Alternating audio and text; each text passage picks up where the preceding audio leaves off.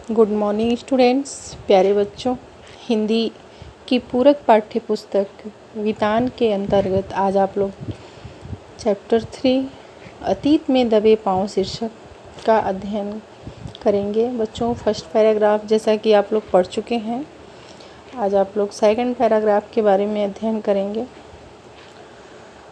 बच्चों, मोहनजोदड़ो की खूबी यह है कि इस शहर की सड़कों और गलियों में आप आज भी घूम फिर सकते हैं।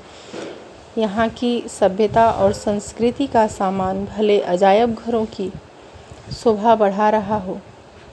शहर जहाँ था अब भी वहाँ है।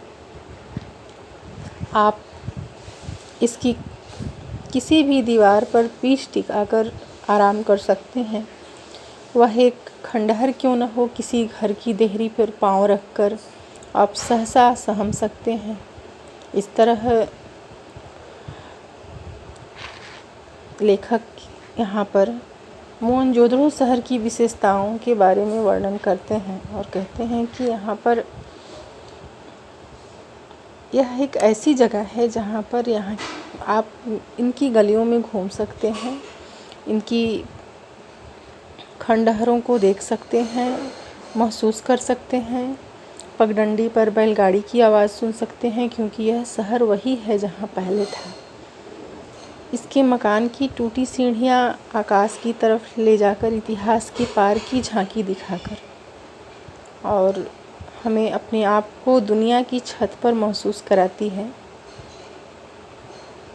सबसे ऊंचे चबूतरे पर बड़ा बौद्ध स्तूप है, मगर यह मोहनजोदड़ो की सभ्यता के बिखरने के बाद एक जीर्ण शीर्ण टीले पर बना।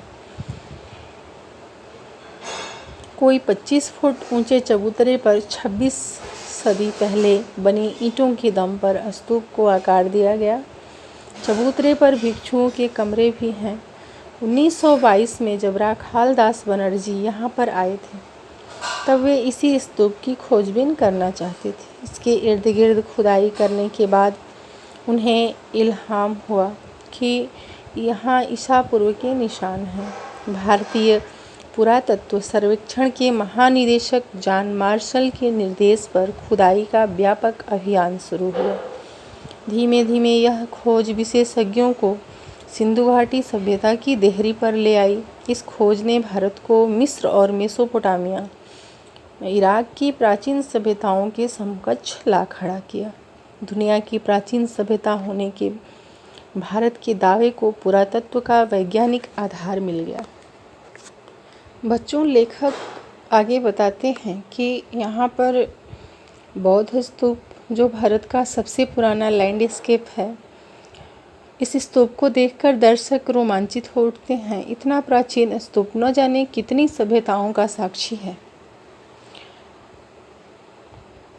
कितने इतिहास की कहानियाँ यहाँ पर बदल गई हैं। हजारों साल से लेकर पल भर पहले तक की धड़कन यहाँ पर बसी हुई है। इसे देखकर किसी जगह के बारे में हमने कितना पढ़ सुन रखा है, तस्वीरें या वृत्त चित्र देखे हों। किसी जगह के बारे में हम लोग कितना जान चुके हैं, बाकी सब आँख का झपकना है। जैसे आप अपने यात्रा पर पाँव चला रहे हैं, इस तरह यहाँ पर इस भाग को पुरातत्व के विद्वान जो हैं गढ़ कहते हैं। और राज्य सत्ता व धर्म सत्ता के केंद्र चार दीवारी के भीतर ही होते थे। बाकी शहर गढ़ से कुछ दूर स्थित है। संसार में गढ़ के स्वरूप संभवतः मोहनजोदड़ो के इस रूप में से भी प्रभावित है। मोहनजोदड़ो में यह अकेली ऐसी इमारत है जो अपने मूल स्वरूप के बहुत नज़दीक बची रह सकती है। अन्यथा शेष इमारतें जो हैं आज खंडहर के रूप में ही मिलती हैं।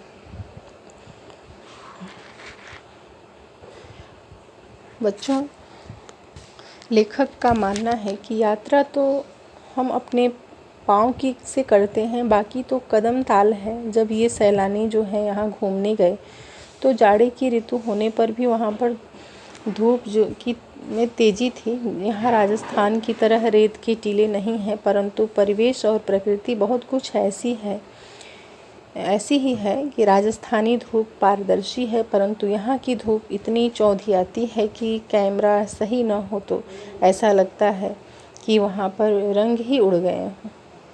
परंतु इस अजीब धूप के कारण हमें दृश्यों को समझने के लिए बार बार देखना पड़ा और ये हमारे दिमाग में अच्छी तरह से बैठ गया। इस तरह कवि ने यहाँ पर सिंधु घाटी सभ्यता के आगे के अनुमिति में बताया है कि सिंधु घाटी में व्यापार, खेती किस तरह होता था, वहाँ किस तरह के भवन थे। आगे की पंक्तियों में हम अध्ययन करेंगे। धन्यवाद।